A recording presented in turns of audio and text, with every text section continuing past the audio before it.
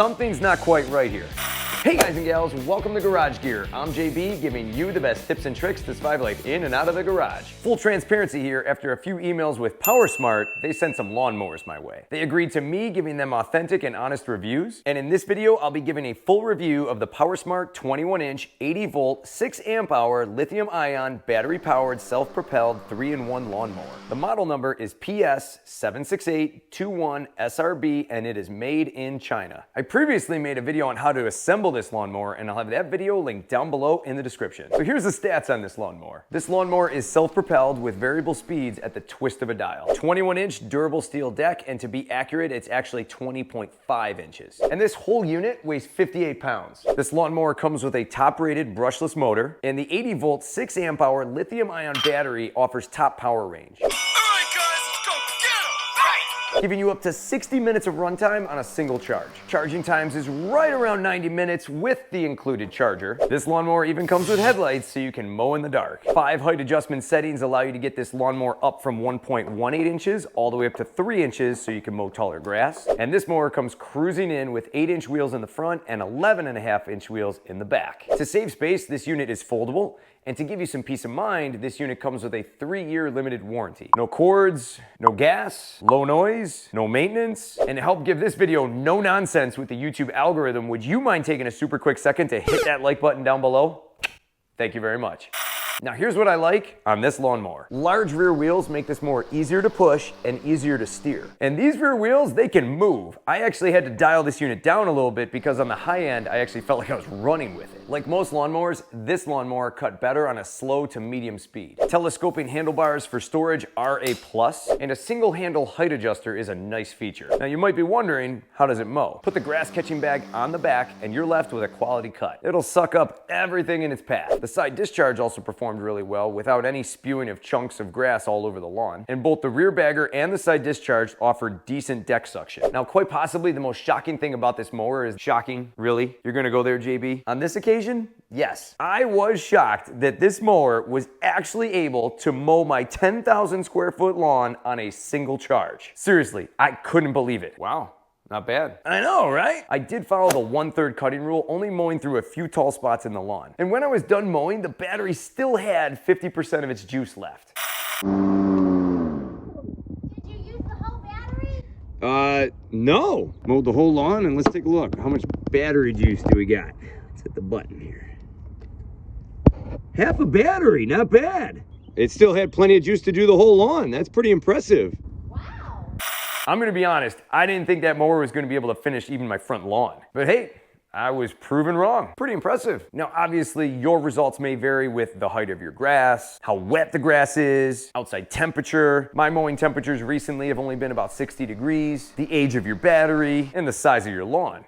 Now here is what grinds my gears with this mower. First up, you see that? This is a lawnmower deck that doesn't hold its height well. When you set the height of the deck, it should be solid, rigid, and not move. Check this out. This is a really old John Deere mower. I'm putting all my weight on this thing and it doesn't even budge. If your lawn is bumpy, this mower will have a very inconsistent mowing height as you go across your lawn. Not to mention the height adjusters only take this mower up to 3 inches. That's not really helpful when your lawn gets overgrown. Next, look at these handlebars. This is so janky. I mean, these move by multiple inches. There's a lot of play here. If I were to turn this mower hard enough, I feel like I could crack the plastic frame down at the bottom. This has more plastic down here than a Kardashian.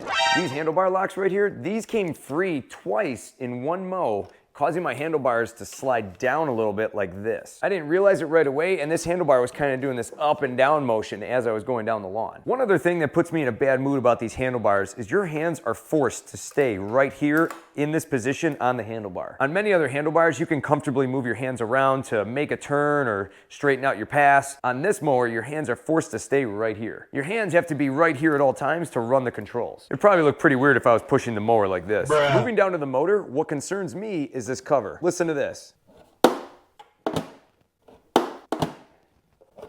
Something sounds like it's gonna break in here. Also, if you were to run this machine below a bush to cut the grass, you would have to be very cautious to not hit this cover on a branch because this would crack right off. This is very flimsy plastic. So if you're gonna get one of these, make sure you stay away from anything that could damage this. And while we're on the topic of the motor, one of the most irritating things of this lawnmower is the fact that you have to constantly start and stop it. This trigger engages the blade, and this trigger engages the wheels. To turn this mower on, all you gotta do is simply push down here, and then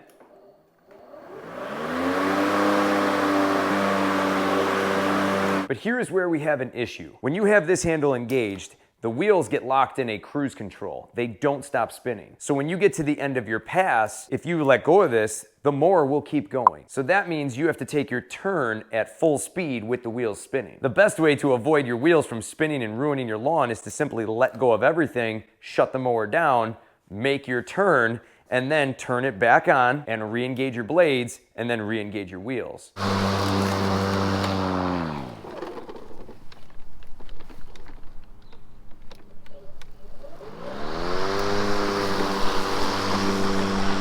And when you have to do this tens of hundreds of times while you're out there mowing your lawn, that gets really old really fast. You could just hold everything down and lift the mower up like you see me doing here, but that is extremely awkward and unsafe.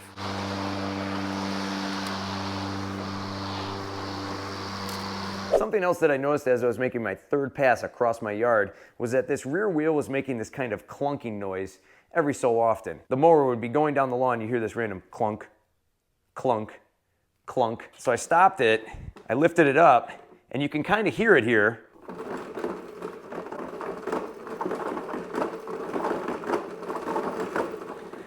Something's not quite right here. The wheels and the gears are not lining up quite right. This does raise questions on quality, as I may have a broken part just as I began my first mow. Striping quality was okay with this mower, but the mulching capabilities of this mower were definitely less than par, as it missed many blades of grass as I was making my passes. So here's a look underneath the lawnmower, and you can see that we have this deflector here which helps guide clippings into the bag. This is a permanent piece, and it does impede the mulching capabilities of this mower, as you can see with all the clippings bunched up here. Another odd thing that happened to me while I was mowing was that this mower randomly shut off twice. What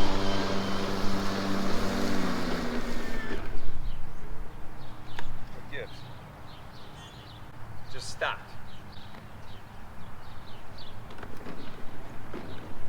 Let's try that pass again.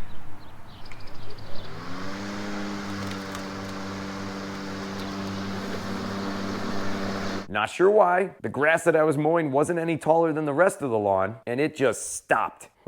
I wonder what that was all about. Now, some may be wondering, how many years of use could you get out of this battery before it's completely dead? Through all my research and discussions with subscribers here on the channel, the average seems to be about 3 to 5 years. Some people may get more.